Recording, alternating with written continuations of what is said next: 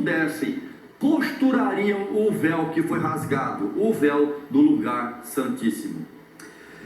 Pastor David, qual a tua posição com respeito a essa nova tendência e uma tendência crescente nas igrejas evangélicas?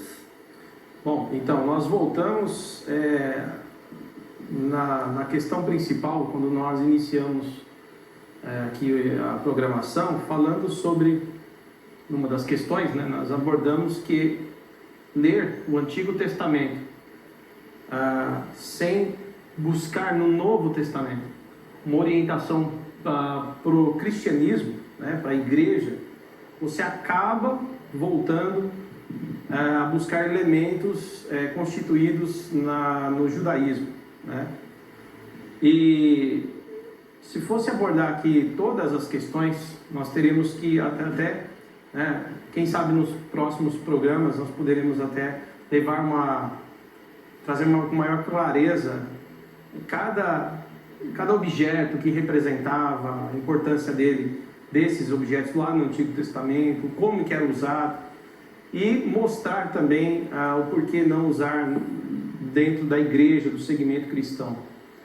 Eu começo dizendo sobre termos que alguns irmãos usam, e talvez algumas pessoas podem até discordar. Existe uma discussão no campo do próprio nome da nação Israel, né, em relação à oração da igreja por Israel, né? E como se orar por Israel fosse trazer para a gente algo do céu, uma promessa, coisa assim. Só que à luz do Novo Testamento, por exemplo, o que Cristo nos ensina, o que os apóstolos nos ensinam, principalmente as cartas, né, de Paulo, é que nós devemos orar por todos os homens. Eu costumo dizer que no Antigo Testamento havia uma nação física, uma nação levantada por Deus, com espaço geográfico, com pessoas, uma lei e tudo mais. E essa era a nação de Israel, que serviu, segundo alguns teólogos, né, como luz para os povos, luz para as nações, para mostrar a vontade de Deus e o Deus único ao mundo. É nesse contexto que está inserido o Salmo 33. Feliz é a nação cujo Deus é o Senhor. Ali falava de Israel, é uma nação. E qual que é a nação no Novo Testamento? Qual é a nação? O apóstolo Pedro, na sua epístola, ele nos responde isso. Ele diz: agora a igreja, os discípulos, vocês são a nação de Deus, povo eleito, né? Povo exclusivo, sacerdócio real, a igreja. Inclusive em Mateus 28, nos últimos versículos, Jesus disse: vocês vão para o mundo inteiro e vocês farão discípulos de todas as nações. De todas as nações. Então, aliás, Apocalipse 5 também fala que com o sangue dele, né, Jesus comprou para Deus pessoas de todas as nações, tribos e línguas. O povo da nova aliança agora, o povo de Deus, é a igreja. Então algumas pessoas já usam agora a igreja é o Israel de Deus. Não, igreja é igreja, é a igreja de Jesus Cristo. Em nenhum momento no Novo Testamento nós temos essa ligação. Agora é lógico que devemos orar por Israel, devemos pedir a Deus que salve esse povo, mas com a mesma intensidade que eu oro para que Deus salve os brasileiros, que Deus salve os indianos, os muçulmanos, porque essa é a proposta de Jesus, do Novo Testamento em Cristo, né? Da nova aliança em Cristo. Então, primeira coisa, bandeiras de Israel. Eu sei que muitos irmãos gostam disso, né? Mas você ter bandeiras de nações, né? Para você dirigir orações a elas, eu até concordo, mas não trazer uma mística de que orar por Israel há algo especial nesse tipo de oração. Primeira coisa. A segunda questão, está falando da bandeira de Israel, né? A segunda questão está ligada ao uso de objetos, né? Deixa eu já emendar aqui, daqui a pouco libero para o pastor Ailton falar. As pessoas têm o candelabro dentro da igreja, né? Que é aquele castiçal com 7 velas, né? E que é muito interessante na interpretação do judaísmo, de que no Antigo Testamento tratava-se da presença de Deus sobre o local, né? Tanto que o fogo era colocado ali, não se apagava, né? E o sacerdote tinha que subir uma escada, né? O candelabro era de 1,5 m mais ou menos, eles acendiam ali, e aquilo ali ficava iluminando o local o tempo todo, como se mostrasse a presença de Deus sobre Israel, iluminando Israel. E quando você estuda o judeu, ele tem outras explicações além dessa, né? Ele fala que tem são 7 velas que se colocam, primeiro para mostrar a perfeição de Deus, a totalidade da presença de Deus, mas também que Deus ilumina o intelecto humano, Deus ilumina o homem. Diz que no rosto do homem tem 7 orifícios: 2 olhos, 2 ouvidos, a narina em 2 vias e a boca. Então são 7, se você contar. E o homem, diante disso, ele está dizendo a Deus que Deus o ilumine. Ilumine o que ele vê, ilumine o que ele escuta, ilumina o que sai da sua boca, né? E o que ele aspira, o que ele traz para dentro. Você vê que eles aprofundam no desenvolvimento do judaísmo. Agora, alguns fazem relação, por exemplo, eu posso mostrar que lá em Apocalipse, Jesus andava no meio dos castiçais, que representavam a igreja. Eu posso também usar o texto de Mateus capítulo 5, quando Jesus dizia: vocês são a luz do mundo, e assim como o castiçal, o candelabro ou a lâmpada tem que ficar num lugar alto para que todos possam ver, assim como era no tabernáculo ou no templo, né? Que ela ficava num lugar alto para que iluminasse todo lugar. Ele diz que assim também brilha a luz dos cristãos para que o mundo veja a luz de Deus sobre eles. Portanto, o candelabro representaria ali a igreja, que tem o Espírito de Deus que ilumina o mundo, como luz do mundo. Porém, os mesmos cristãos rejeitam muitas vezes a cruz. Tem o candelabro, e não sei se eles trazem o candelabro para essa ideia de igreja, ou se eles ficam presos na questão do tabernáculo ou do templo do Antigo Testamento. E alguns aceitam o candelabro e rejeitam a cruz. Inclusive, eu estou aqui no Mandaqui, quero até parabenizar o pastor João Estevanato. Tem uma cruz imensa aí fora. Porque o cristianismo, o maior símbolo, eu penso, é a própria cruz, onde Cristo deu sua vida por nós. E ele ainda faz o convite: quem quiser vir após mim, deve pegar a sua cruz, seguir-me. E o caminho do cristão é esse, não existe evangelho sem cruz. Então eu dei aqui o exemplo só do candelabro, que as pessoas colocam. Não é nem a questão de você ter um candelabro na igreja, mas qual o uso que se faz para isso, né? Tocar o chofar. Irmãos, ano novo nós fazemos uma celebração e a gente toca o chofar, né? Como se lá em Israel, o ano novo, os caras tocam lá o chofar para atrair as bênçãos de Deus. Mas as bênçãos de Deus são atraídas pelo próprio Jesus Cristo, né? Então a gente vê todo esses aparatos, né, de elementos do judaísmo dentro da igreja, e muitas vezes as coisas do próprio cristianismo vão ficando de lado, a essência do cristianismo, né? Alguns irmãos usando o kippah, que é a cobertura, né, o judeu acha que para ele se lembrar que tem um Deus sobre o seu intelecto, sobre sua vida, né, ele está sempre abaixo de Deus, essa é a ideia, né? Você tem, enfim, o próprio mezuzá também, né? Colocam lá no umbral da porta um rolo, né, um pergaminho com shema, que é a ordenação para as bênçãos, para que o judeu não se esqueça do Senhor. Enfim, tem uma infinidade de coisas, inclusive, pastores, casamentos com festas judaicas. Eu não sei se é porque acha bonito ou porque acha que aquele tipo de casamento atrai uma bênção, né? Então, assim, irmãos, bênção, eu quero definir aqui, tudo isso que eu estou falando, eu quero definir com uma única palavra. No Novo Testamento não existe nenhuma ordenança. O Antigo, por isso que eu estou falando, à luz do Antigo Testamento, você pode entender que Deus ordenou que tivesse um candelabro dentro do tabernáculo, do templo. É uma ordem de Deus lá para os judeus. Foi Deus que ordenou que tivesse lá o uso do mezuzá, enfim, que usasse o shofar em algumas festas. Está tudo ligado a uma questão da antiga aliança e do costume judaico, né, de um sistema teocrático, onde a lei e o sistema religioso são a mesma coisa. Agora, irmão, se você catar o texto do Novo Testamento, seja ele qual for, não existe nenhuma ordenança para que na igreja, aliás, nem para construir templo, nós temos essa ordenança, né? Nem isso.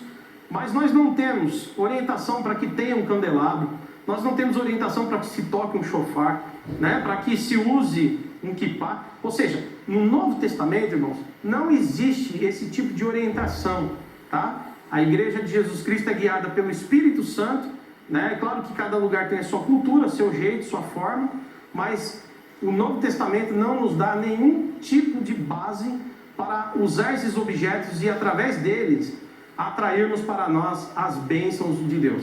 Concluo aqui.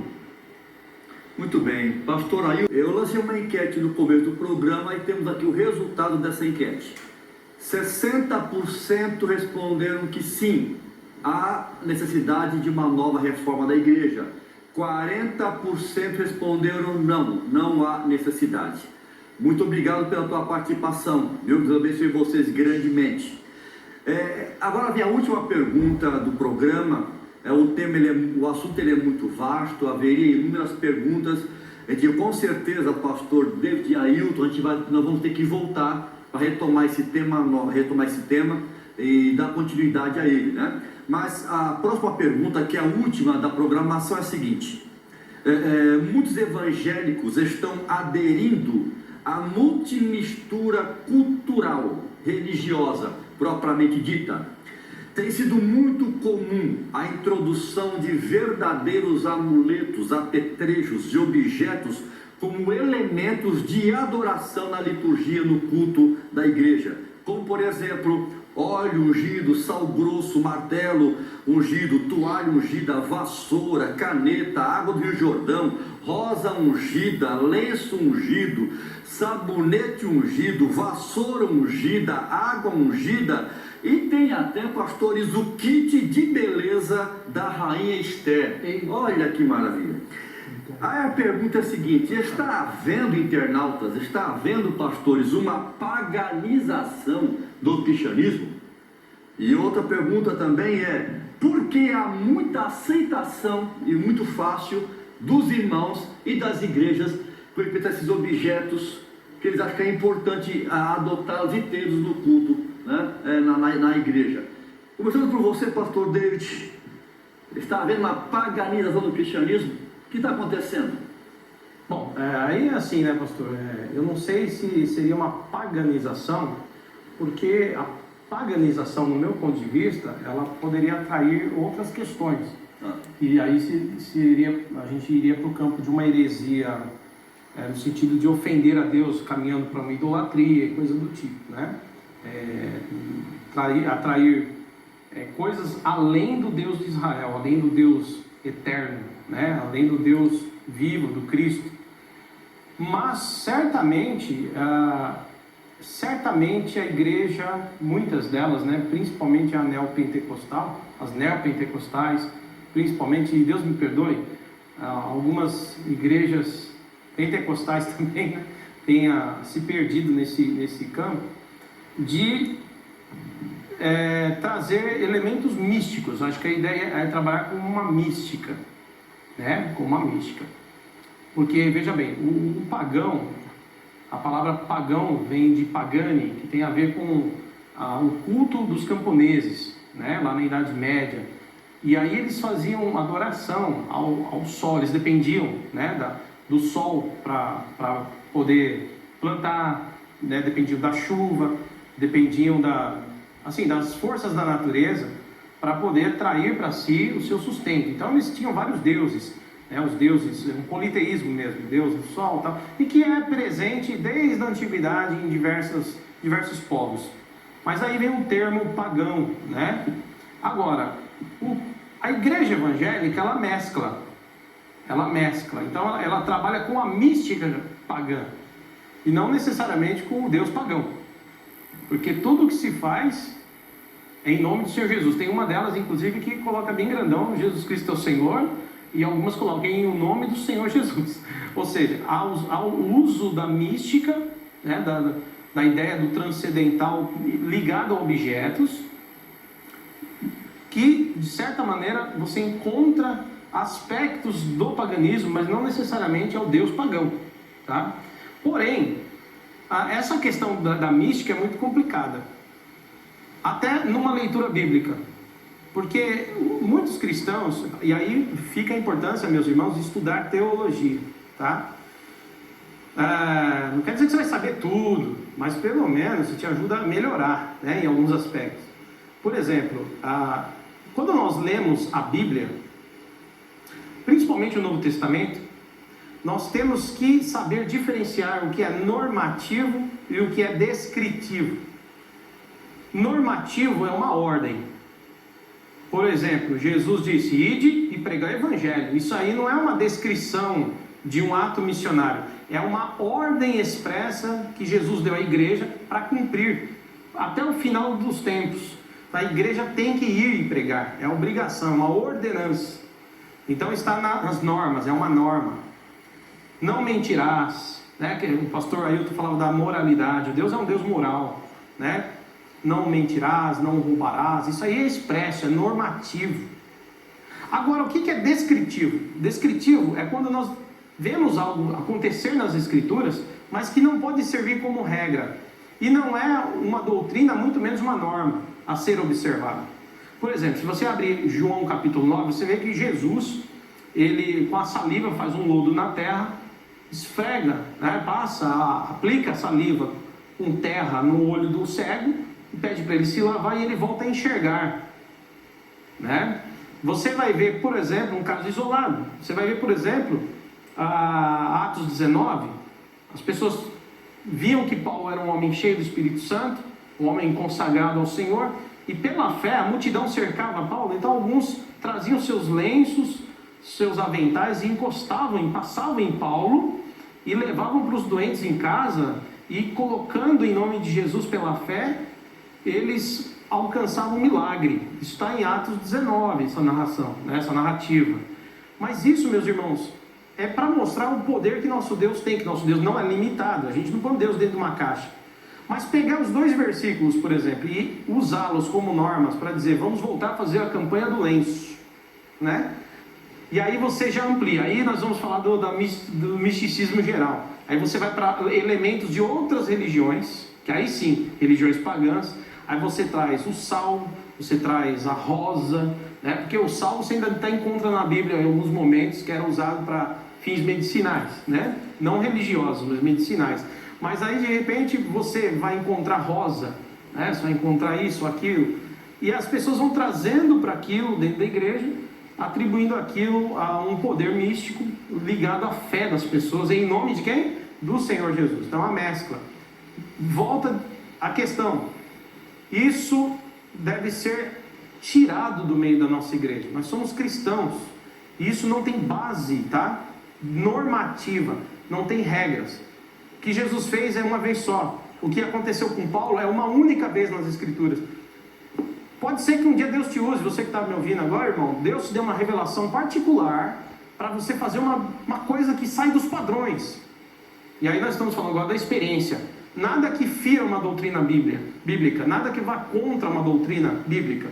Mas digamos que eu estou aqui com os pastores e o pastor ali, Ailton fala: pastor, eu estou com uma ferida no corpo. E de repente aqui em oração, o Espírito Santo, ele me fala, isso não está na Bíblia, mas ele me fala: olha, pega essa água agora, tem uma água aqui, ó, você que está em casa, tem uma água aqui, e o Espírito Santo, de verdade, me fala: ó, ora por essa água e pede para o Ailton beber, porque nosso Deus é vivo, irmãos, tá? Ele não está preso nas nossas ideias, ele é soberano. E eu faço isso pela fé, crendo que Deus está falando comigo. O pastor Ailton toma, e na hora a doença dele some. Sabe o que acontece? Nós vamos glorificar Deus, vamos ver que o poder de Deus foi manifestado, mas nunca mais eu devorar pela água para curar todo mundo, porque isso é uma descrição de algo que aconteceu uma vez e não uma norma, não pode ser uma regra. O problema é que eles fazem disso regras. Esse é o primeiro ponto. E o segundo, para encerrar, por que nós aceitamos, ou as igrejas aceitam? É o fator Tomé, né? O Tomé, quando Jesus ressuscitou, falaram para ele: olha, Jesus apareceu, ele ressuscitou. E Tomé disse: eu só vou acreditar se eu puder ver e tocar. As pessoas têm uma necessidade de ver algo, pastor, e tocar em algo para crer que realmente a presença de Deus é real. Então eu quero te dizer que a Bíblia ensina o contrário. Nós cremos não por vista, né, mas nós cremos por fé. Amém? E a fé é crer naquilo que não se pode ver. Tá bom? Então eu encerro aqui de forma resumida. Pastor Ailton, irmão, usa lá. Que pena, irmão, o programa já está acabando. Pastor David Dominicali, as suas últimas palavras, considerações, depois o pastor Ailton também, para a gente encerrar esse programa. Muito bem. Bom, espero que tenhamos um próximo para a gente ampliar, né, esse assunto tão importante. E é importante porque ele envolve a igreja, irmãos, tá? E por isso que ele é atual e totalmente importante. O fato é, não tente trazer de volta o que já ficou para trás, né? Cristo trouxe um novo tempo para nós, né? E ele, como ele disse a Pedro, né? Eu vou edificar a minha igreja. As portas do inferno não prevalecerão contra ela. E tudo que nós precisamos é ser cheios do Espírito Santo. É tudo que nós precisamos. Abrir nossos corações e dizermos: Senhor, eis-me aqui, usa-me conforme a tua vontade. E para isso nós temos a Bíblia, as Escrituras Sagradas, que é a palavra viva e eficaz, que serve para transformar o homem, mudar o homem, e gerar fé ao coração. Como está escrito em Romanos 10:17, a fé, ela vem somente pelo ouvir a palavra de Deus. Eu quero, já nas palavras ainda, né, dizer o seguinte: essa discussão de querer utilizar o judaísmo na igreja, né, a gente encontra isso até na própria Escritura, em Atos capítulo 15, quando eles fizeram o primeiro concílio da igreja, né, onde os judaizantes queriam impor aos gentios, né, aos cristãos que vinham de outras religiões, convertidos de outros segmentos, né, ou gregos, enfim, eles queriam levar essa ideia de que a bênção de Deus, do Deus vivo, o único Deus, só seria real na vida daqueles novos convertidos se eles aceitassem os elementos do judaísmo, como guarda de sábado, como não comer qualquer tipo de alimento, que era algo ligado à cultura judaica, né? E expressamente uma ordem de vida ao povo judeu, conforme o Antigo Testamento. Inclusive passar pela circuncisão, né? Que a circuncisão é o meio pelo qual o judeu ele entrava na aliança, ele recebia as promessas da aliança, feita primeiramente com Abraão e posteriormente ratificada com a lei de Moisés.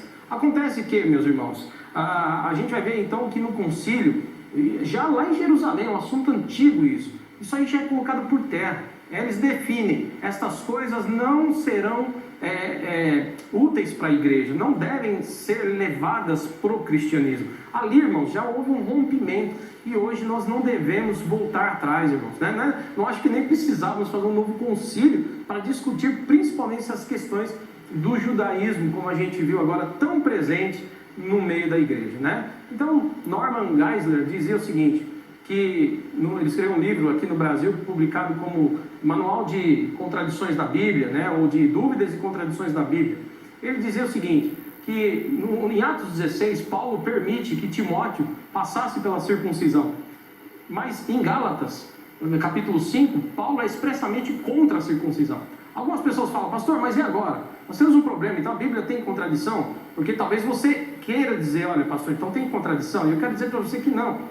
O Norman Geisler vai dizer o seguinte: ali o propósito era levar o evangelho, era levar a palavra. É igual você ir num país que você precisa aceitar a cultura deles para poder pregar para eles. Não tem nada a ver com trazer isso para dentro da igreja. Amém, meus irmãos? Talvez você ouça, veja a igreja com costumes judaicos pregando em Israel.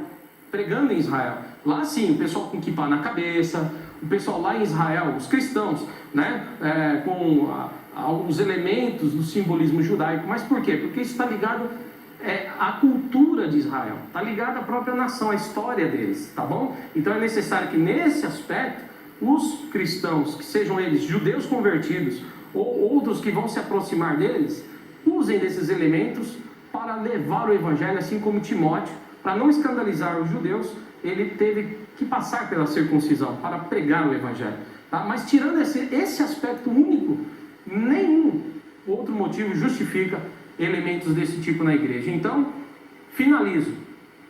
Solo Christus, somente Cristo é suficiente para a sua vida.